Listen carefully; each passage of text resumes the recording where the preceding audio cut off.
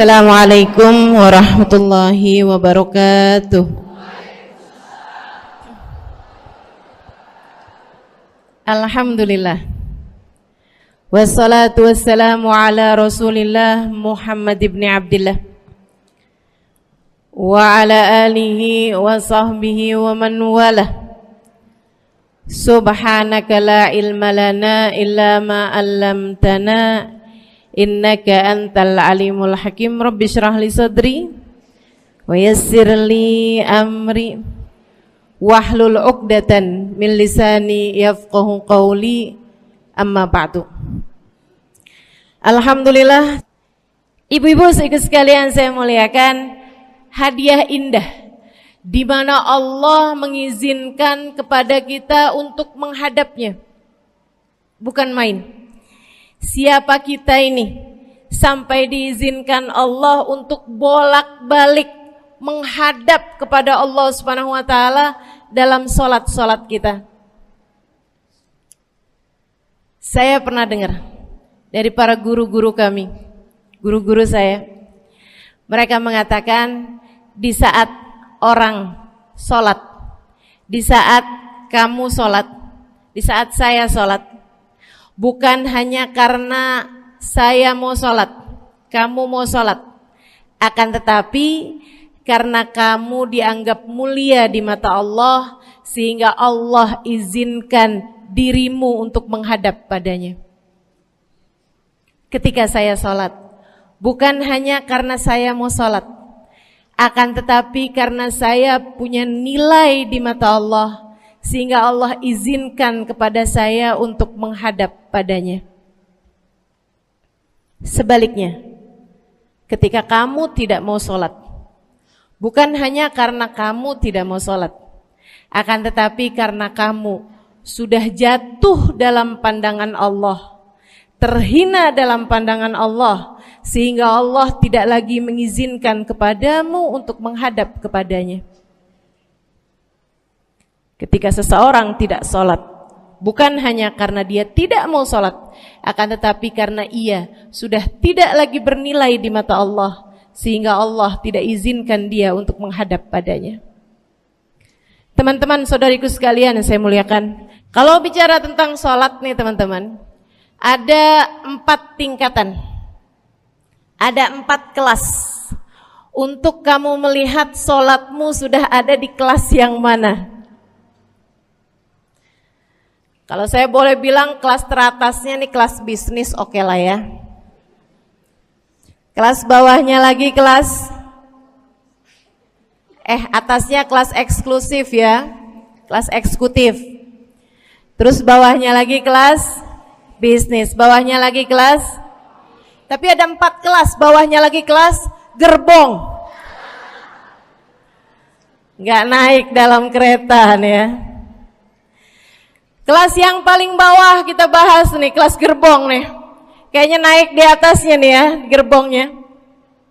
Teman-teman sekalian, orang yang di saat mengerjakan sholat, dia kerjakan juga, tapi merasanya sebagai beban. Ya ampun, udah maghrib aja, baru juga asar. Ya ampun, males banget dah. Ini gak ada rusuh nih. Kita kan lagi jalan-jalan nih. Kita kan lagi belanja nih di Tanah Abang. Kita jamaah aja gimana sholatnya. Nah ini orang-orang yang menganggap sholatnya sebagai beban. Malas kalau disuruh sholat, terutamanya subuh. Terutamanya sholat subuh. Ini Allah ceritakan orang-orang yang seperti ini adalah kelompoknya orang munafik. Naudzubillah. Alladzina idza qamu ila sholati qamu kusala. Orang-orang yang kalau disuruh sholat bangun juga sih, tapi malas banget. Setan nih nemenin dia, kayak naroin batu di atas kepalanya, bikin dia berat mau ngerjain sholat. Kalau lagi tidur, ngipas-ngipasin matanya, bobo aja lagi. 5 menit lagi, 5 menit lagi. Bangun-bangun udah siang. Pernah terjadi padamu?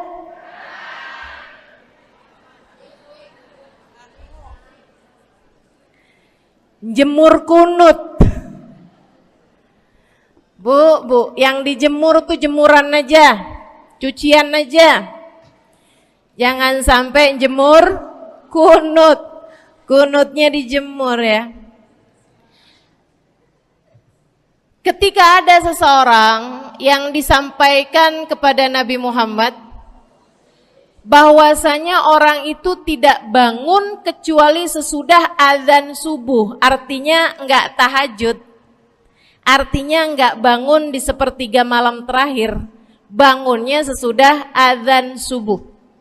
Nabi mengatakan padanya tentang orang itu, Nabi bilang pada para sahabatnya, inna syaitan bala fi udhunih, itu adalah orang yang telinganya dikencingin sama setan. Pada pernah dikencingin setan? Kalau bangunnya habis adzan tuh dikencingin setan. Kalau bangunnya udah terbit matahari dikencingin siapa kira-kira? Insyaallah. Teman-teman saudariku sekalian yang saya muliakan, alladzina idza qamu ila sholati qamu kusala, malas bener kalau diajakin sholat, sampai sebagian sholatnya dikerjakan keluar dari waktunya. Yang seperti ini masuk dalam firman Allah Subhanahu wa taala, a'udzubillahi minasyaitonir rajim, fawailul lil musallin alladzina an salatihim sahun. Fawailul lil musallin alladzina hum an salatihim sahun. Celaka orang-orang yang salat. Kenapa kok orang salat celaka ya Allah? Sebab mereka an salatihim sahun, melalaikan salat mereka. Apa maksudnya melalaikan? Imam Sayyidina Ibnu Abbas dalam salah satu tafsir beliau mengatakan alladzina yuakhiruna an waqtiha au yuqaddimuha ila ghairi waqtiha. Orang-orang yang mengakhirkan sholat sampai keluar dari waktunya atau memajukannya sebelum waktunya. Mau pergi ke Tanah Abang nih, jam 11. Ntar kita ribet nih urusan sholat duhur. Dah sholatin sekarang aja. Ini orang-orang yang fawailul lil musallin. Bu, sesibuk apapun dirimu, jangan pernah ninggal sholat. Bu, lagi ngerjain perkara penting apapun kamu, jangan pernah mengakhirkan sholat. Jangan pernah mengeluarkan sholat dari waktunya. Kenapa gitu? Karena bu, sholat itu urusanmu sama Allah. Gak ada yang lebih penting daripada itu. Gak ada yang lebih penting daripada itu. Siapa yang mementingkan Allah, dia bakal dipentingin sama Allah. Siapa yang meremehkan sholatnya, berarti dia telah meremehkan Allah. Siapa yang meremehkan Allah, dia akan diremehkan oleh Allah. Na'udzubillah min dzalik. Buat adik-adik jomblo, jangan pernah mau kawin sama orang yang gak sholat. Biarpun kamu udah nunggu cukup lama, kalau ada yang lamar kamu dan dia gak sholat, jangan mau bu. Dek, ibu-ibu juga, kalau ada yang janda di sini,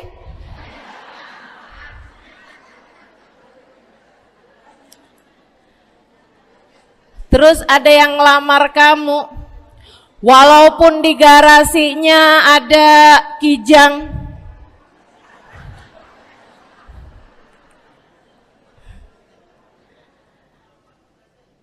ada bebek, motor maksudnya ya, datang melamar kamu, jangan terima. Orang yang gak sholat, kamu jangan mau jadi istrinya. Kenapa? Saya kasih tahu ya, Allah aja dia tinggalin, apalagi kamu.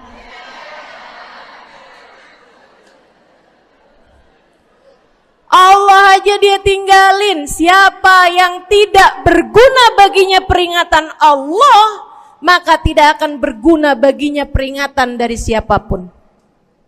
Tapi dia mencintai saya, Ustazah. Dia mencintai saya cinta mati katanya. Sekarang tungguin setahun 2 tahun, cintanya hilang, tinggal matinya. Tapi dia mencintai saya luar biasa, Ustazah. Dia tak sanggup hidup tanpa saya. Itu namanya cinta monyet. Tungguin 2 tahun, cintanya hilang, tinggal. Jangan temenan sama orang gak sholat. Dia telah jatuh di mata Allah. Maka kita pun belajar buat jadi orang-orang yang terus mendaki, terus meraih rahmatnya Allah, terus belajar buat jadi salah satu orang yang dipandang dengan rahmat oleh Allah Subhanahu wa taala. Salah satunya dengan cara kita memuliakan sholat. Kita menjaga sholat. Jagain sholatnya. Jangan masuk kelompok orang yang tadi itu sholatnya menjadi beban. Ini kelompok paling bawah nih. Naik ke kelas ekonomi. Tadi begitu ya? Kelas ekonomi, orang-orang yang sholatnya menjadi sebuah kewajiban. Dia kerjain, dia tahu itu wajib, dia gak akan tinggalin. Tapi sama halnya dengan kewajiban-kewajiban yang lain. Kita nih kalau mikirnya kewajiban, Bu, kalau gak diwajibin lagi seneng. Betul gak? Masih ada kayak beratnya gitu ngerjain sholat. Orang yang sholatnya dianggap sebagai kewajiban. Kayak anak-anak sekolah tuh, wajib pakai seragam, wajib ngerjain PR. Kalau 1 hari, besok enggak wajib pakai seragam. Ada nggak ya pakai seragam? Nggak ada. Nggak ada yang besoknya dipakai seragam. Terus tanyain, kenapa kamu tetap pakai seragam? Abisnya saya suka sama seragamnya. Nggak ada. Karena mereka menganggap pakai seragamnya adalah kewajiban. Sekolahnya sebagai kewajiban. Jadi giliran besok libur anak-anak, hore gitu. Ada orang-orang yang sholatnya dianggap sebagai kewajiban. Nggak ada yang nambah kalau kewajiban tuh. Sholat sunnah boro-boro, sholat wajib aja kalau bisa dibikin sesingkat mungkin akan dilaksanakan dengan cara yang sesingkat-singkatnya.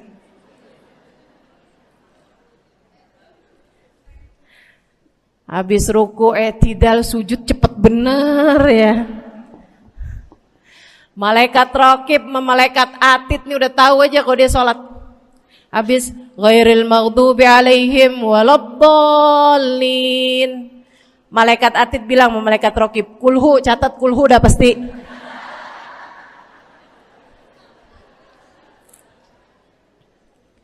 Kulhu aja gak kelar-kelar. Teman-teman saudariku sekalian yang saya muliakan, sholatnya dianggap sebagai sebuah kewajiban. Nggak nambah dengan sunnah, namanya wajib. Kita naik lagi insyaallah. Sholatnya kita naikkan dari yang kewajiban kita naik menjadi kelas bisnis, sholatnya sebagai sebuah kebutuhan. Bu, mudah-mudahan nih ibu-ibu, teman-teman semuanya yang sedang menyimak kajian pada hari ini, saya doakan, karena saya berharap saya pun juga didoakan agar menjadi salah satu orang yang sudah berada dalam tingkatan ini. Sholat kita tahu adalah kebutuhan kita. Sama kayak kebutuhan makan, Bu. Ibu kenyang nggak kalau makan nasi doang 2 piring? Kenyang. Siapa yang bilang nggak kenyang? Kalau kamu makan nasi doang sepiring, kenyang apa nggak kenyang? Kenyang. Akan tetapi pasti ibu-ibu mau nambah dah. Nambah apaan? Lauk. Nambah lauknya. Ada ikan asin, ada sayur asem. Langsung pada lapar nih. Ada sambal. Masya Allah, ada tempe goreng. Udah Bu ya, tetangga lewat kagak nyadar. Masya Allah. Teman-teman sekalian, kita nambah, bahkan udah kenyang pun kita masih cari lagi tambahan. Makanan apa nih yang bisa kita makan? Karena kita tahu makan adalah sebuah kebutuhan kita. Kita perlu sama makan. Kita butuh sama makan. Maka demikian pula dengan orang-orang yang sholatnya sudah dia tahu adalah sebagai sebuah kebutuhan. Cukup sih duhur 4 rakaat, dia nambah. Ada qobliyahnya, ada ba'diyahnya. Jam-jam 9 pagi nggak ada sholat wajib sih, tapi pengen ngemil, ya Bu ya, dengan cara kerjain sholat duha. Malam-malam abisnya isya, ampun mau tidur, ingat katanya Nabi, pesannya kepada Sayyidina Abu Hurairah, wasani habibi, kata Abu Hurairah, an utir qabla an anam. Kekasih saya Nabi besar Muhammad, kata Abu Hurairah, kasih pesan pada saya untuk jangan tidur sebelum sholat witir. Jadi habis kelar sholat isya langsung sambung sama witirnya. Dia tahu sholatnya adalah sebagai sebuah kebutuhan. Kebutuhan. Saya butuh untuk sholat karena saya butuh kepada Allah. Saya perlu sholat karena saya perlu kepada Allah.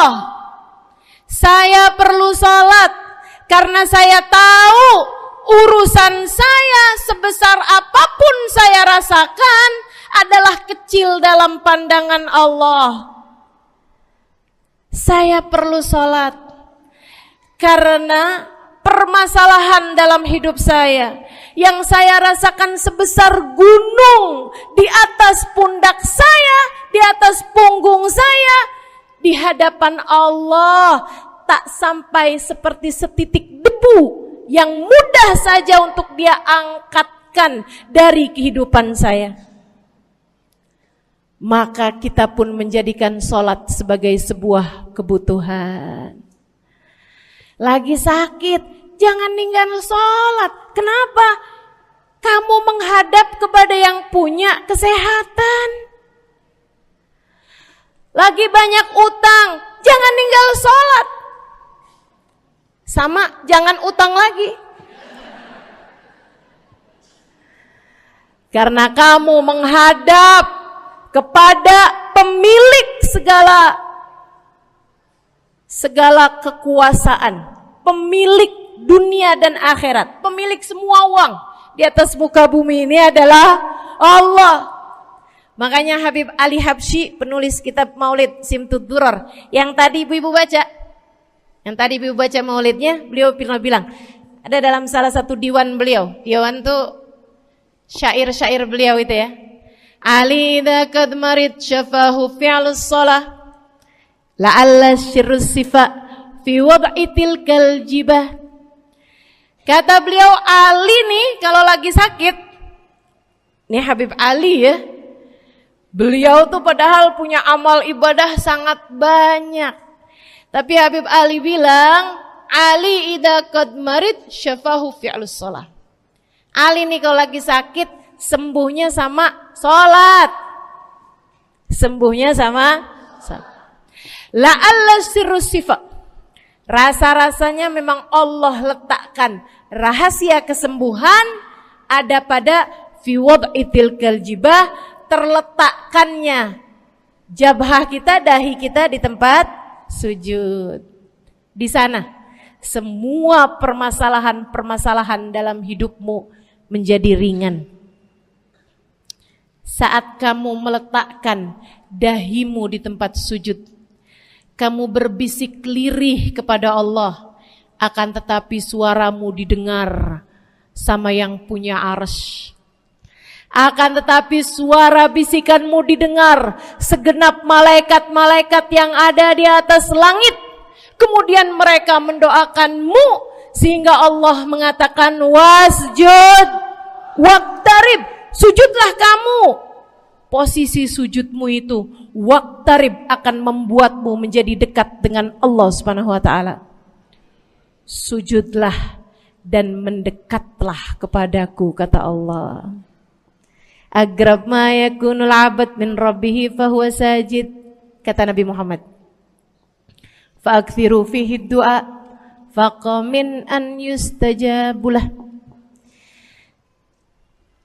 Tempat terdekat seorang hamba dengan Tuhannya adalah saat dia sedang sujud. Maka perbanyaklah doa dalam sujudmu, kata Nabi Muhammad. Doamu sangat mungkin diijabah oleh Allah. Apalagi kalau doanya kamu haturkan di sepertiga malam yang terakhir. Saat-saat di mana kebanyakan manusia di sekelilingmu yang lalai berada dalam tidurnya, berada dalam alam mimpinya. Para ulama tuh sampai bilang, Bu, dari kehususannya sepertiga malam yang terakhir, orang yang ngerjain maksiat aja sepertiga malam yang terakhir tuh tidur. Ibu gak pernah tahu orang-orang pulang diskotik jam berapa? Gak tahu ya, sama. Tapi Bu, yang pasti mereka tuh sepertiga malam yang terakhir malah pada pulang, malah pada tidur gitu. Orang maksiat aja itu sama Allah dibuat tidur tuh di jam-jam yang biasanya turun rahmatnya Allah. Allah mau milih nih mana nih hamba-hambaku, pilihan-pilihanku akan aku bangunkan untuk menghadapku. Kemudian Allah Subhanahu wa taala bertanya, hal min mustaghfirin, hal min taib, hal min talibi hajatin faunilahul matalib. Siapa nih di antara kalian yang lagi mohon doa, minta pertolongan, mohon ampunan, akan aku beri, kata Allah Subhanahu wa taala, sebab kalian meminta pada waktu yang paling aku suka. Kalau punya hajat minta. Kapan mintanya? Dalam sujud. Kapan sujudnya? Dalam sholatmu di sepertiga malam yang terakhir. Bu, ngelihat muka-mukanya pada punya hajat banyak-banyak nih. Gimana tahajudnya? Mudah-mudahan Allah jadikan kita salah satu di antara mereka yang menyibukkan diri di sepertiga malam yang terakhir, insyaallah. Sampai-sampai Bu ya, saya tinggal lama di kota Hadramut dulu. Orang-orang di Hadramut, orang awamnya, itu kalau mereka punya anak kecil umur 1 tahun, 2 tahun, 3 tahun tuh, punya anak bayi, balita gitu. Kalau mereka bangun di sepertiga malam yang terakhir, mereka akan membangunkan anak-anaknya walaupun buat main.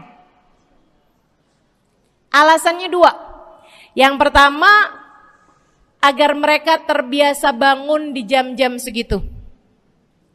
Nantinya kalau besarnya mereka jadi udah kebiasaan bangun di jam segitu, gampang ngerjain tahajud.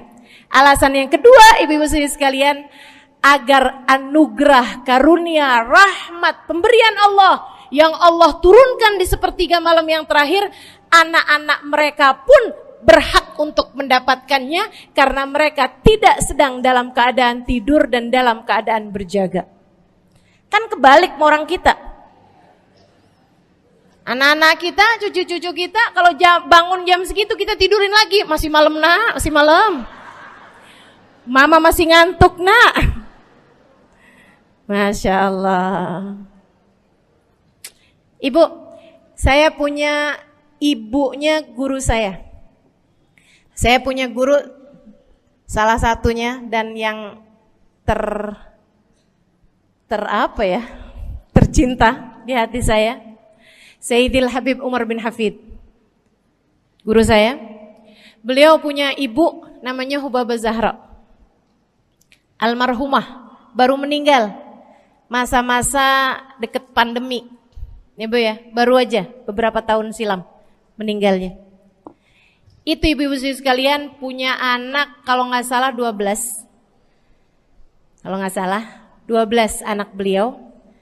Laki-laki 5. Kalau saya nggak salah ya, mohon maaf kalau saya salah. Kemudian yang perempuan 7. Semuanya soleh-solehah.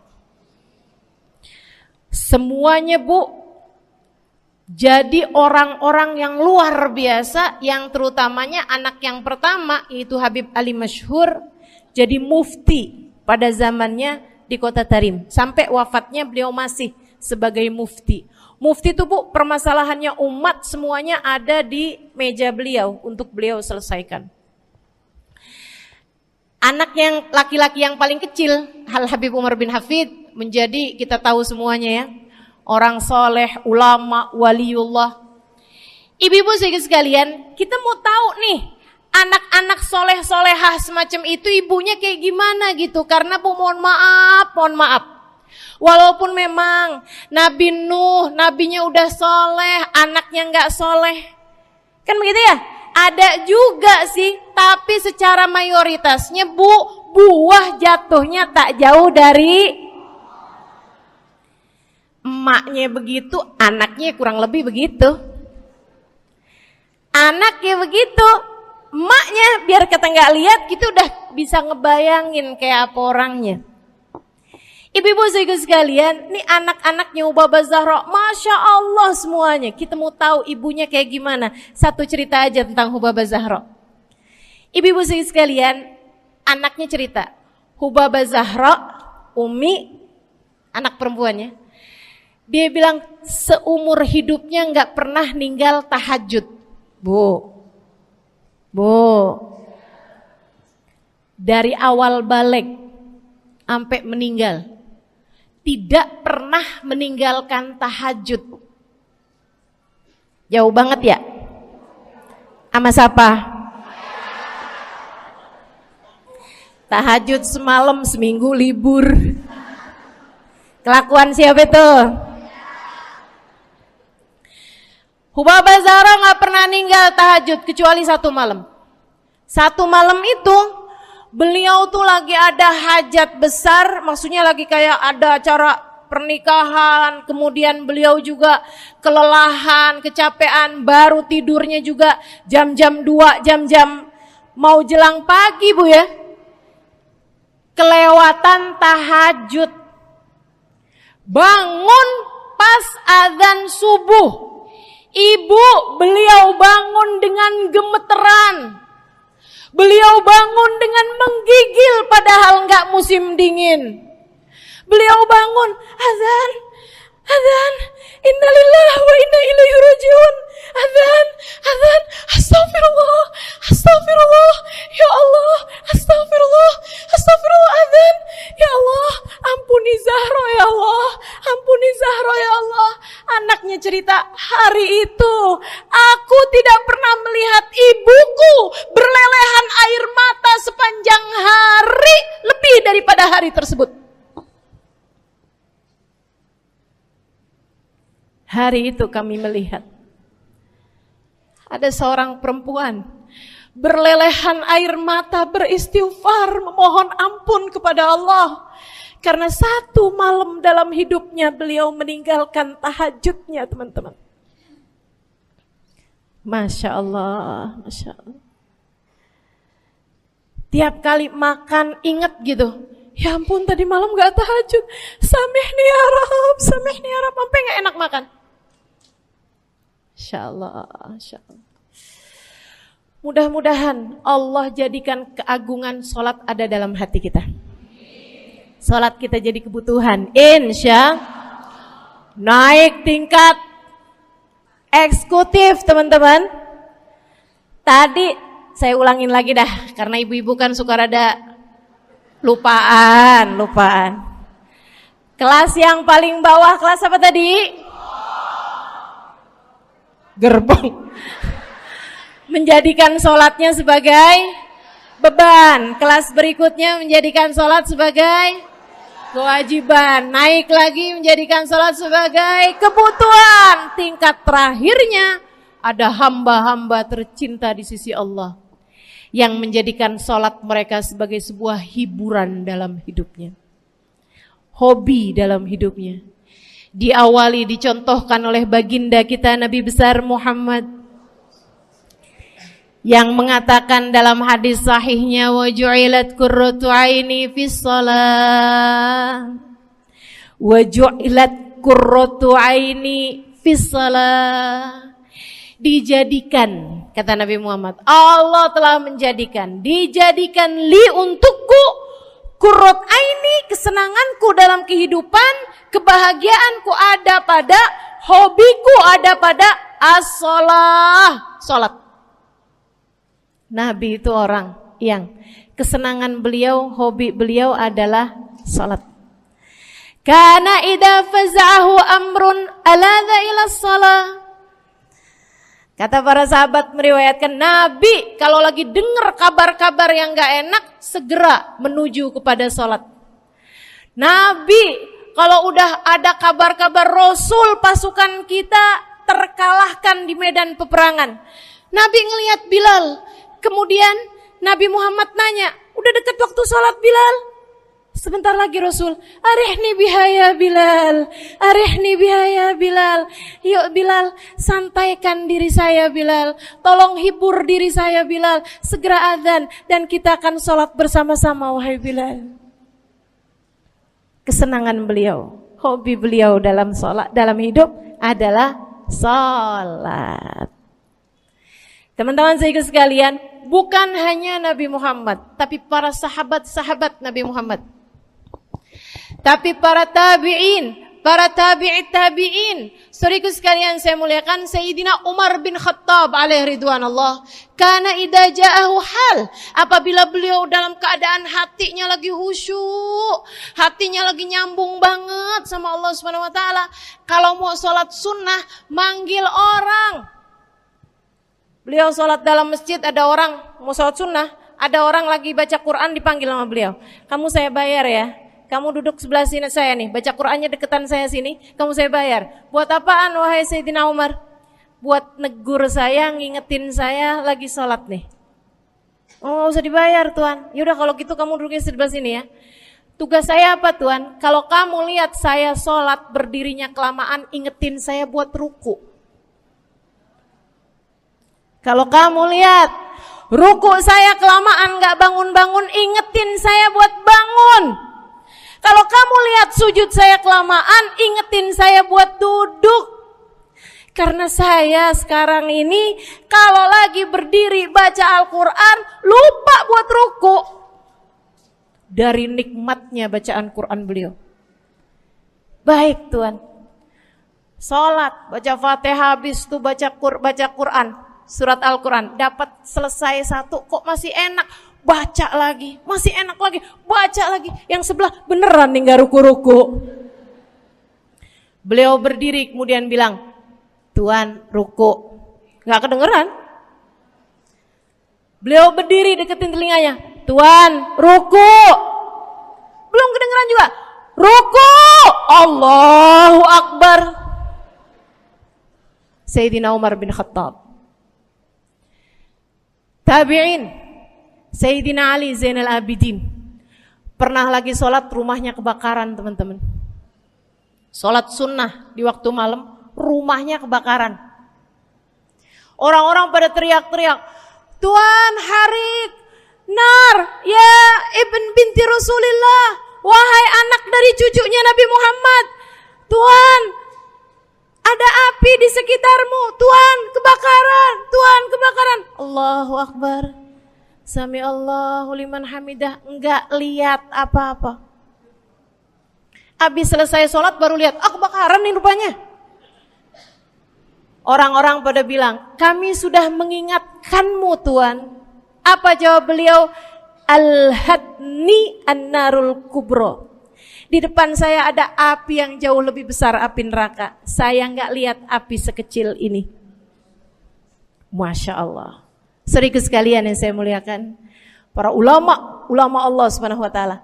Terakhir saya mau ceritakan Sayyidil Habib Abu Bakar As-Sakran, penulis Wirid Sakran. Kalau teman-teman pernah tahu, beliau saudara sekalian saya muliakan dapat julukan As-Sakran, orang yang mabuk. Karena mabuk kepada Allah Subhanahu Wa Taala. Beliau pernah satu waktu kena penyakit di punggungnya. Beliau kemudian tanya sama dokter, kata dokter, wah ini nih penyakit mesti diangkat, mesti dioperasi. Ya udahlah, operasiin saya. Disuguhin 1 gelas khamr di waktu yang telah ditetapkan untuk jadi waktu operasi. Apa ini? Khamr, minuman keras. Zaman itu belum ada obat bius. Dia bilang, ini buat apa? Khamr ini Tuan, minuman keras ya, agar engkau enggak sadar. Jadi enak gitu kita ngoperasinya. Dia bilang, saya mau dengan kesehatan saya kepengen ngerjain taat kepada Allah, saya enggak mau. Saya dapetin kesehatan saya dengan cara mengerjakan yang diharamkan Allah, yaitu minuman keras. Saya enggak perlu ini. Waduh, kalau gitu nggak bisa dioperasi Tuan. Kenapa soalnya?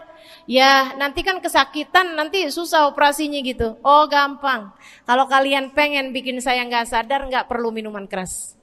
Terus gimana? Operasikan kalau saya sedang sholat.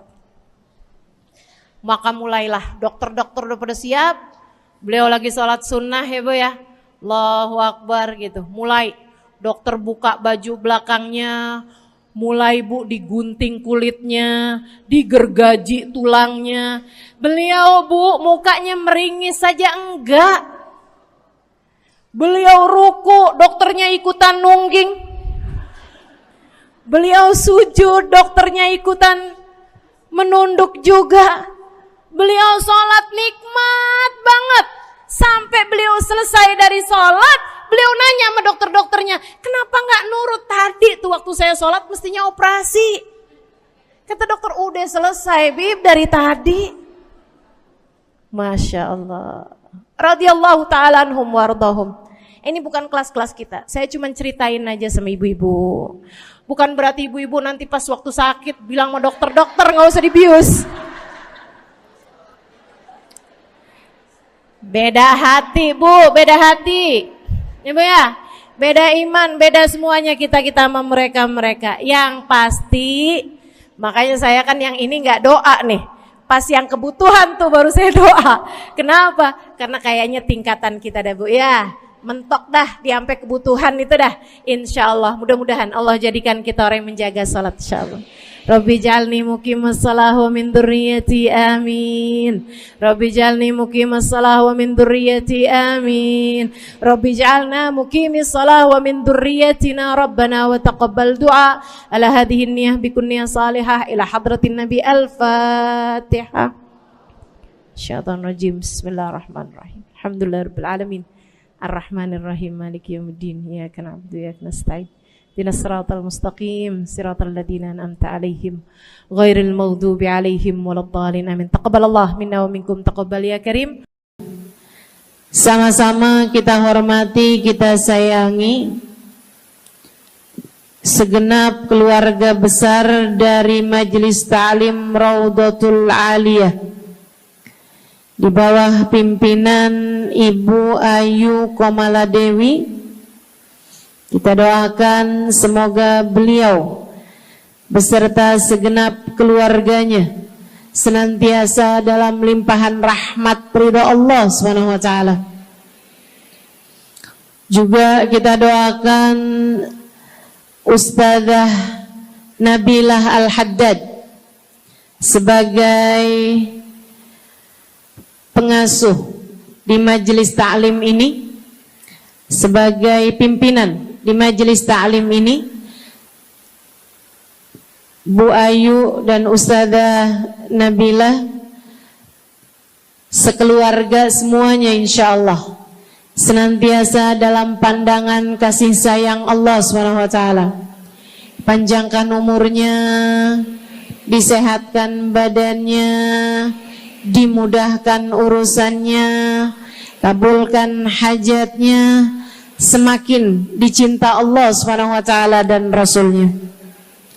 Para ustadzah, para hubabah, para syarifah, para pimpinan pondok pesantren, para pimpinan majelis ta'lim, yang mudah-mudahan semuanya dalam limpahan rahmat ridha Allah SWT, serta tentu saja semua yang hadir di majelis ini, baik ibu-ibu, kakak-kakak, adik-adik, anak-anak, yang mudah-mudahan semuanya dirahmati Allah, disayang Allah, dibahagiakan Allah, diistiqomahkan jalannya menuju ridha Allah Subhanahu wa taala, insyaallah diistiqomahkan jalannya menuju surga Allah Subhanahu wa taala. Amin ya rabbal alamin. Qul amantu billah thumma istaqim, kata Nabi Muhammad sallallahu alaihi wasallam kepada seorang pemuda yang meminta nasihat, ya Rasulullah ausini, wahai Rasul tolong nasihati aku. Kita kalau ketemu orang mulia jangan minta duit, Bu. Kita kalau datang ketemu sama orang-orang yang kita tahu doanya mustajab, sangat soleh, hidupnya baik, apalagi jika dia adalah kekasih-kekasih Allah Subhanahu wa taala. Kamu kalau berjumpa dengan ulama, jangan minta sesuatu yang duniawi. Tirulah para sahabat ketika berjumpa dengan Nabi Muhammad. Biasanya mereka meminta satu dari dua hal. Yang pertama, mereka minta doa. Ida'ili ya Rasulullah, doakan aku wahai Rasul. Ibu juga gitu. Kalau ketemu sama ulama, ketemu orang soleh, ketemu kiai, ketemu habib yang kita tahu doanya mustajab, bertemu hubabah, mintalah doa. Tapi jangan hanya sekedar urusan doa duniawi, Bu. Doa duniawi itu yang gimana, Ustazah? Doa yang kalau diijabah nggak akan manfaat begitu kamu masuk dalam alam kubur. Itu namanya doa duniawi. Ustazah, doakan saya biar saya cepat kebeli rumah. Bu, kalau mati rumahnya dibawa gak? Ustazah, doakan saya kepengen beli HP baru. Dibawa gak HP-nya? Enggak. Itu namanya doa duniawi. Ustazah, doakan biar suami saya tambah cinta.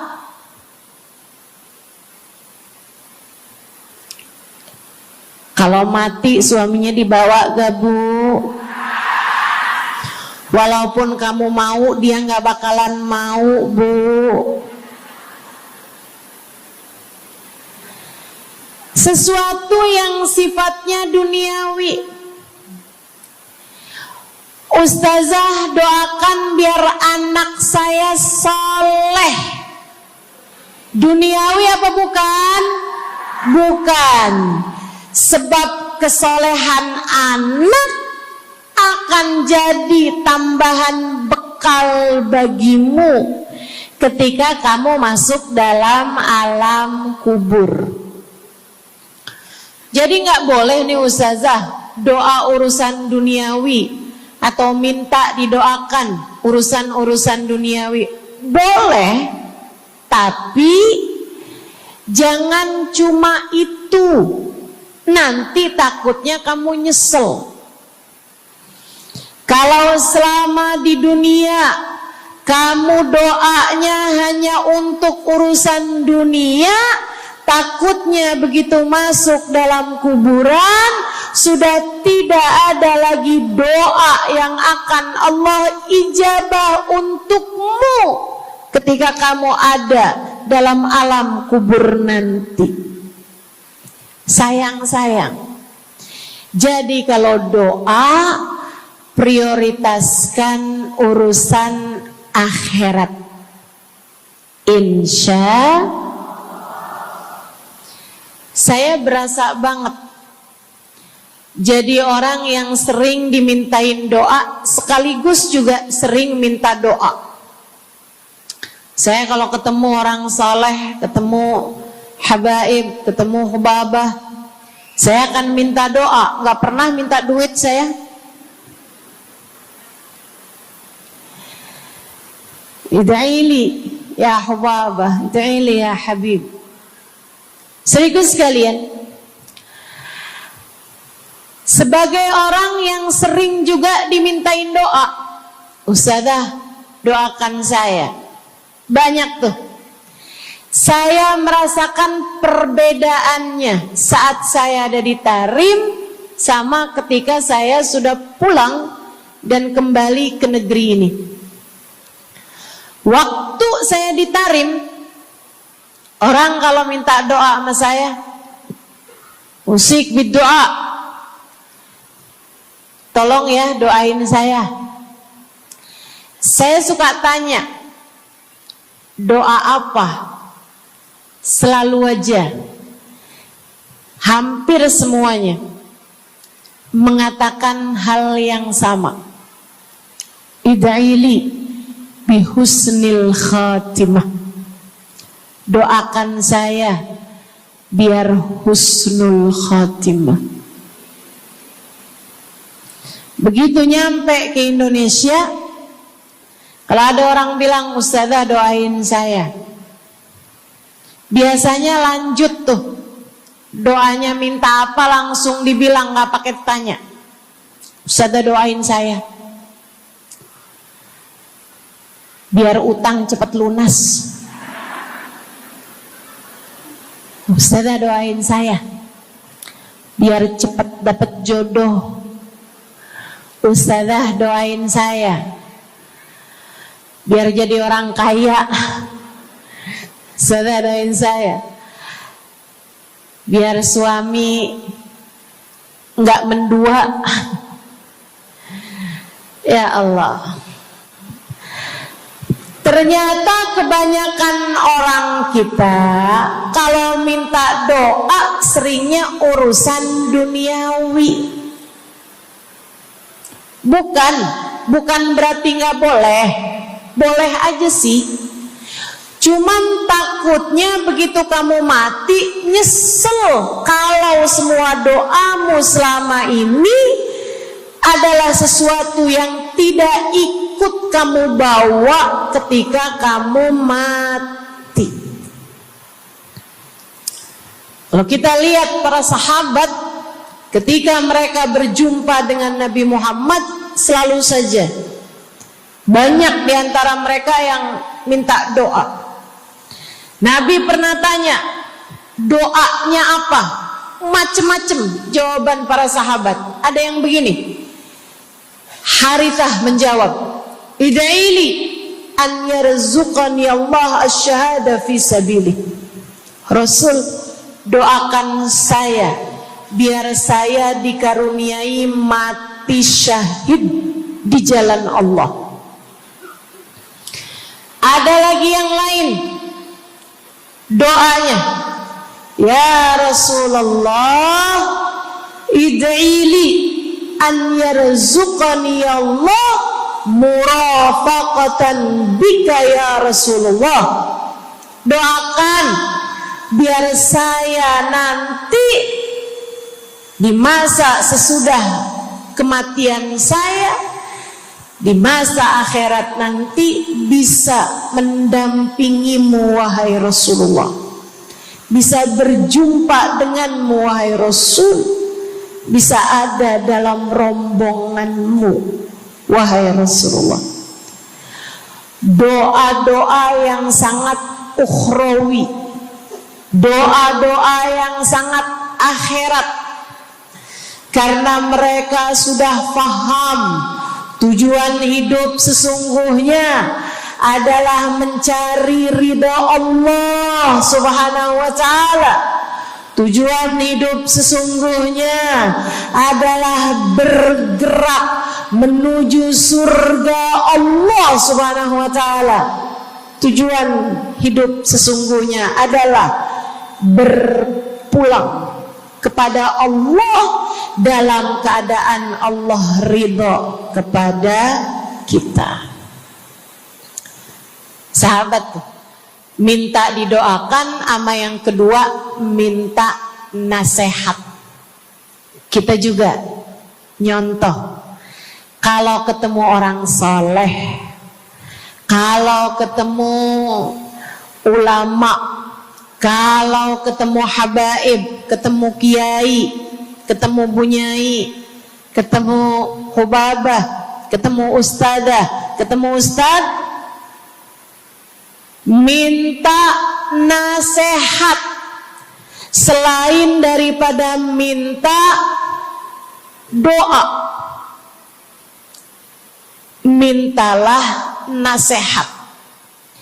Hal ini dicontohkan oleh para sahabat kepada Nabi Muhammad. Datang seorang pemuda berjumpa Nabi Muhammad sallallahu alaihi wasallam. Kemudian bertanya, ya Rasulullah, ausini, wahai Rasulullah, berikanlah nasihat kepadaku ini. Nabi Muhammad tersenyum, senang, bangga, karena mengerti bahwa umatnya faham apa yang harus diminta dari nabinya. Nabi berkata kepadanya, qul amantu billah thumma istaqim. Kata Nabi Muhammad, ucapkanlah, aku beriman kepada Allah, kemudian istiqomahlah kamu di jalan Allah. Nasihat Nabi Muhammad buat pemuda tersebut, nasihat Nabi Muhammad buat pemuda-pemuda umatnya sepanjang zaman. Nasihat Nabi Muhammad buat umatnya, baik yang muda maupun yang tua, baik laki-laki maupun perempuan, baik yang pintar maupun yang kurang pintar. Semua umatnya dinasehati sama Nabi Muhammad. Karenanya akan saya sampaikan hal ini kepadamu hari ini. Quli, ucapkanlah, amantu billah, aku beriman kepada Allah. Tsumastaqimi, kemudian istiqomahlah kamu, wahai saudariku, di jalan Allah. Katakanlah, aku beriman kepada Allah. Kemudian istiqomahlah. Istiqomahlah. Nasihat yang sangat indah dari baginda kita Nabi besar Muhammad, yang Allah karuniakan kepadanya jawami'al kalim, dapat selalu berbicara dengan kata-kata yang ringkas tapi padat. Nabi itu ucapannya ringkas tapi padat. Nggak kayak saya, Bu, udahlah panjang dan ya, mudah-mudahan Allah jadikan ucapan-ucapan kita jadi kalimat-kalimat yang akan membawa kita menuju surga. Jadi ucapan-ucapan yang akan bawa kita menuju ridha Allah Subhanahu wa taala. Ibu-ibu, kita sama-sama belajar biar kalau ngomong itu enggak panjang-panjang, akan tetapi bermutu, berkualitas. Terutama Bu, ibu kalau ngomong sama anak-anak ibu, kadang-kadang panjang bener. Padahal itu aja, anak sampai hafal. Iya mah, katanya gitu. Betul gitu? Nabi kalau ngomong pendek aja tapi penuh makna. Nabi kalau bicara seringkali nggak panjang-panjang tapi sangat berarti. Satu hadis beliau saja bisa disyarahkan, diberi keterangan, hingga bahkan berkitab-kitab banyaknya. Ibu-ibu sekalian, salah satu dari ucapan ringkasnya Nabi Muhammad, amantu billah, kata Nabi, qul amantu billah, tsumastaqim, ucapkanlah, aku beriman kepada Allah, kemudian istiqomahlah di jalan Allah. Apa itu istiqomah? Lurus, jangan belok-belok. Lurus, jalan terus.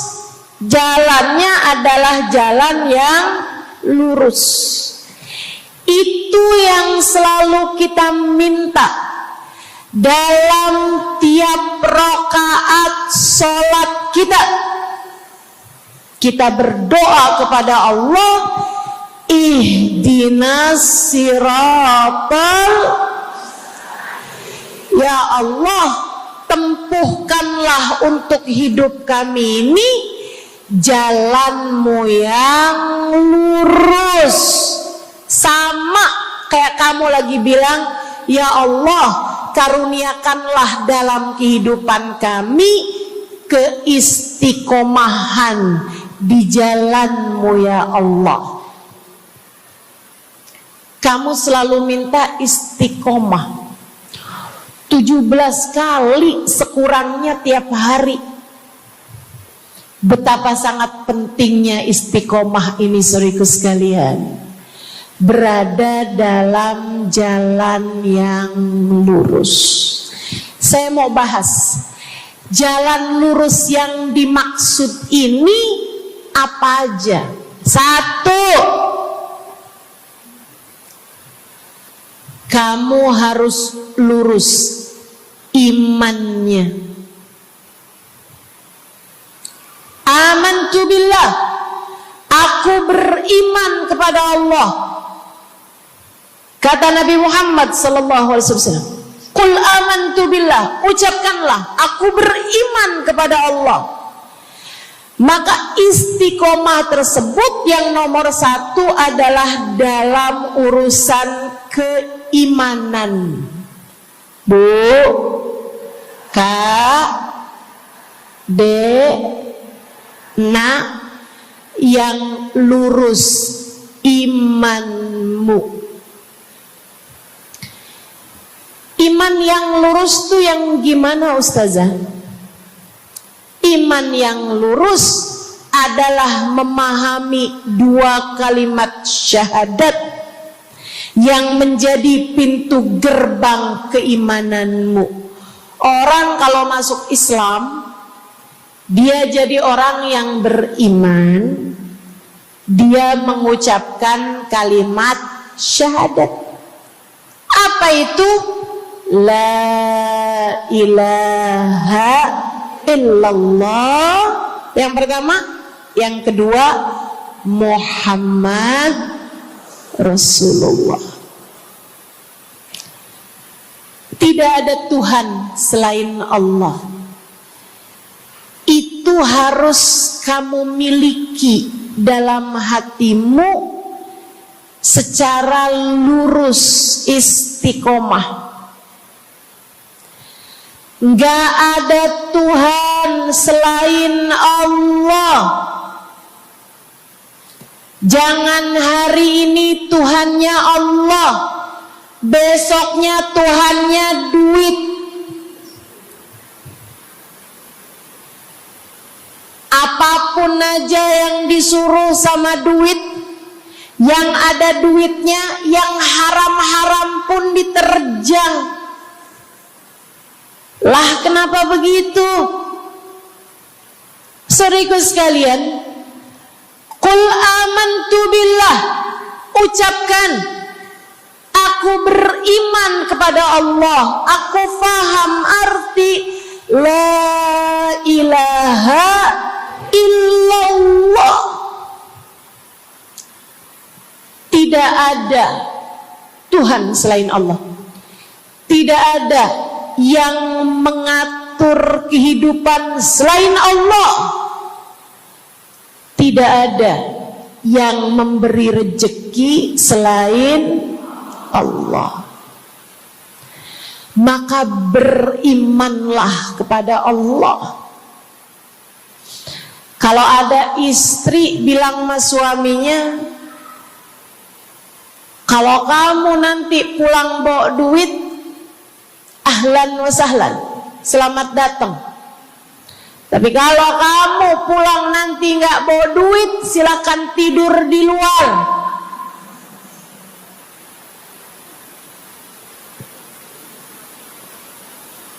Kamu sepertinya kurang beriman.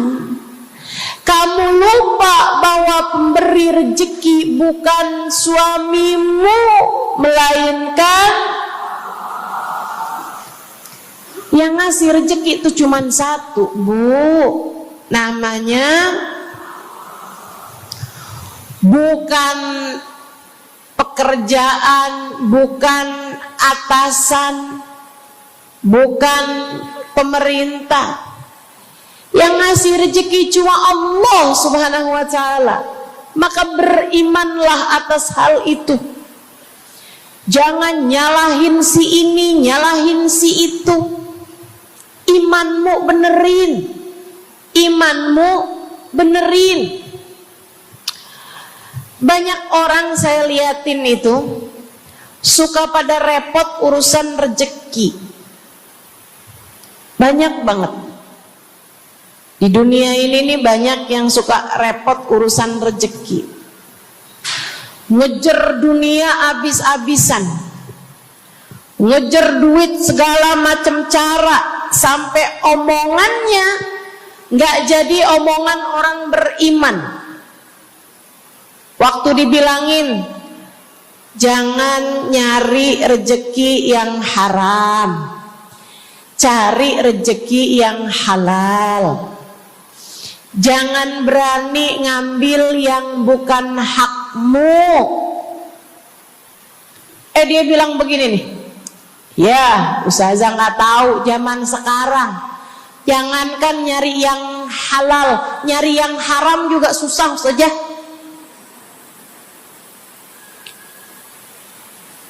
Itu omongan orang nggak beriman. Kamu mesti ngerti dulu, kalau yang kamu minta adalah urusan rezeki, dengerin. Kalau yang kamu minta urusan rezeki, kamu harus datang kepada alamatnya. Yang sering kali membuat kamu setengah mati urusan rezekimu, sampai mau-maunya menghinakan diri, minta-minta sama orang, berharap dari orang.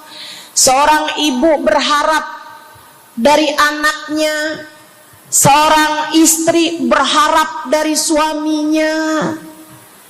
Saudariku sekalian, yang sering kali membuat kamu tersiksa urusan rezeki adalah karena kamu salah alamat. Kamu salah alamat. Kamu sedang tersesat jalan. Kamu sedang salah arah. Makanya jadinya kemana-mana kamu nggak nemu. Orang alamatnya aja salah.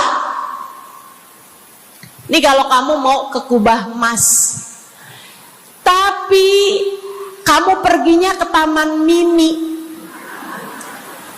nyampe apa nggak nyampe? Dapat apa enggak majelisnya? Nggak dapat. Kenapa? Salah alamat. Yang dicari Kubah Mas, kamu perginya ke Keong Mas. Nggak nyampe, nggak dapat. Saya kasih tahu padamu, alamat rezekimu ada pada Allah. Alamat rezekimu ada pada Allah. Alamat rezekimu ada pada Allah. Maka berimanlah kepadanya, fahamilah arti la ilaha illallah. Tidak ada Tuhan kecuali Allah. Gak ada yang ngasih rezeki selain kamu. Lagi sakit, kamu mau nyari obat, saya kasih tahu alamat obatmu. Alamat yang bisa menyembuhkanmu hanya satu, namanya urusan rezeki. Allah sudah bilang, huwar razzaq dzul quwwatil matin. Allah lah satu sang pemberi rezeki. Allah lah satu sang pemilik kekuatan sejati. Jadi kamu kalau mau nyari rezeki, datanglah ke alamatnya, datanglah kepada Allah. Kamu lagi mau nyari kesehatan, jangan salah alamat. Datanglah kepada sang pemilik kesehatan. Alamatnya yaitu Allah yang telah mengatakan, fa idza maridtu fa huwa yashfin. Katanya Nabi Allah Ibrahim, apabila saya sakit, maka hanya Allah lah yang maha menyembuhkan. Berarti nggak boleh pergi ke dokter gitu Ustazah? Silahkan pergi ke dokter, pergi ke apotik, datang kepada orang yang doanya mustajab, minta didoakan. Tapi semua hanyalah sebab, semua hanyalah wasilah. Sang penyembuh sejati adalah Allah. Saudariku sekalian yang saya muliakan, kalau kamu merasa saya lemah Ustazah, gak punya kekuatan, kalau kamu merasa saya bodoh Ustazah, saya tidak mengerti di mana alamat ilmu, di mana alamat pengetahuan. Bu, Kak, Nak, anak-anak nih yang masih lagi belajar di pondok pesantren, yang masih lagi belajar di mana-mana, saya kasih tahu padamu, alamat ilmu ada pada Zat yang Maha Satu, namanya Allamal insana malam ya'lam. Allah lah yang mengajari manusia apa yang tidak dia ketahui. Pengen dapat ilmu, datanglah kepada Allah. Pengen punya kekuatan, datanglah kepada Allah. Saya udah tua Ustazah, saya janda pula Ustazah, saya nggak punya kekuatan ya Ustazah. Kekuatanmu hanya ada pada Zat yang Maha Satu, Allah Subhanahu wa Ta'ala.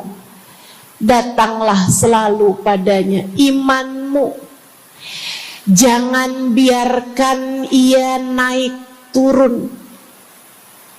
Imanmu biarkan ia kokoh di dalam hatimu. Jangan percaya kalau ada yang bilang kekuatan ada pada uang. Jangan percaya.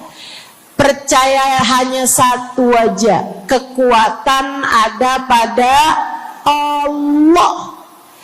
Jangan percaya orang bilang kekuatan ada pada kecantikan. Kalau kamu cantik, kamu kuat, suamimu gak akan kemana-mana. Jangan percaya, Bu. Percaya hanya satu aja, kekuatan ada pada Allah Subhanahu wa Ta'ala. Kamu takut terjadi hal-hal yang buruk bagimu, bagi anak-anakmu. Kamu kepengen ada yang jaga. Ibu, gak usah pusing-pusing mau nyari bodyguard, gak usah pusing-pusing mau sewa security, pengamanan. Sebab sang pemberi keamanan hanya satu, namanya Wallahu ya'simuka minan nas. Hanya Allah satu yang dapat menjagamu dari kejahatan manusia. Qul a'udzu birabbin nas. Katakanlah, aku berlindung kepada sang penjaga manusia, sang pemelihara manusia, sang pengasuh manusia, Allah Subhanahu wa ta'ala. Berimanlah padanya, istiqomahlah. Bu, gak ada yang bisa bikin orang meninggal selain Allah. Gak ada. Tapi dia ditabrak orang, Ustazah. Kalau gak ditabrak dia gak bakalan mati. Kamu kebalik. Justru karena dia harus mati, Allah jadikan dia ditabrak. Jelas? Ini imannya mesti yang benar nih. Jangan kamu kira ini ada dokter malpraktek sehingga dia kemudian meninggal dunia. Jangan kamu kira karena salah minum obat dia mati. Bukan, ibu-ibu sekalian, justru karena dia harus mati, karenanya kemudian ketemu sama dokter yang malpraktek lah, ketemu sama obat yang salah lah. Itu hanya sebab kematiannya itu sendiri. Allah udah bilang, idza jaa ajaluhum la yastakhiruna sa'atan wa la yastaqdimun.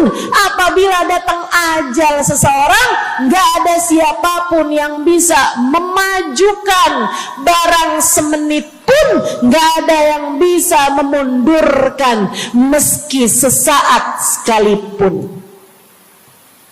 Enggak ada. Emang udah kepastiannya. Waktunya mati ya mati, Bu. Gak ada yang bisa menghidupkan, sekaligus tidak ada yang bisa mematikan selain Allah. Itu artinya istiqomah dalam iman. Tapi tunggu dulu, sebelum saya lanjutkan istiqomah yang lain. Selain beriman kepada Allah, kamu juga harus beriman kepada Nabi Muhammad. Kamu harus beriman kepada Nabi Muhammad. Beriman bahwa beliau adalah, a'udzubillahi minasyaitonirrajim, qul innama ana basyarum mithlukum yuha ilayya. Dua-duanya harus seimbang. Innama ana basyarum mithlukum, tapi juga yuha ilayya. Katakanlah wahai Nabi Muhammad, aku adalah seorang manusia seperti kalian. Saya punya badan, saya punya perasaan. Kalau nggak makan-makan saya lapar. Kalau habis makan nggak minum saya haus. Kalau beberapa hari saya nggak tidur, saya ngantuk. Qul innama ana basyarun.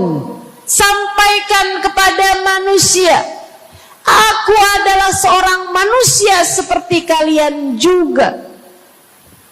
Ama anak cinta, lama nggak ketemu sama istri, kangen. Katakan wahai Nabi Muhammad, ana basyarum mithlukum, saya manusia seperti kalian juga. Kalau ada yang disayang kemudian meninggal, sedih. Karena Nabi adalah seorang manusia. Tapi tunggu dulu, beliau tidak hanya sekedar manusia, Itu adalah satu sisi kehidupan Nabi Muhammad. Jangan lupa, innama ana basyarum mithlukum, tapi yuha ilayya, aku diberi wahyu, aku hamba wahyu, aku berbincang-bincang dengan Allah, kalian tidak. Aku berbicara langsung dengan Allah, kata Nabi Muhammad, kalian tidak. Aku dituruni malaikat Jibril, kalian tidak. Aku diberi wahyu Al-Quran 30 juz, kalian tidak barang seayat pun. Nih, kalau saya perhatikan, imannya umat manusia yang beriman kepada Allah sekalipun menjadi cacat ketika tidak beriman kepada Nabi Muhammad. Lihatin, mohon maaf, orang Yahudi, Bu, beriman kepada Allah. Kamu kalau nanya sama orang Yahudi, Tuhanmu siapa? Allah. Tapi mereka nggak beriman kepada Nabi Muhammad. Apakah mereka disebut orang yang beriman? Tidak. Orang Nasrani, apakah mereka beriman kepada Allah? Iya. Tapi apakah mereka beriman kepada Nabi Muhammad? Tidak. Apakah mereka beriman? Tidak. Bahkan umat Islam ada yang mempercayai sesudah Nabi Muhammad ada nabi yang lain, namanya Mirza Ghulam Ahmad, sehingga mereka menyebut agama mereka Islam, tapi agama Islamnya pakai ada kelanjutannya, Islam Ahmadiyah. Apakah mereka beriman? Tidak. Sebab syarat iman selain la ilaha illallah juga ada Muhammad Rasulullah. Bahkan, Bu, ada banyak di antara kita orang-orang yang iman kepada Allah luar biasa, tapi kalau urusan kepada Nabi Muhammad, kalau lagi diceritain Isra Mi'raj, dia bilang Nabi Muhammad tuh gak usahlah segitu amat diperayakan Isra Mi'rajnya.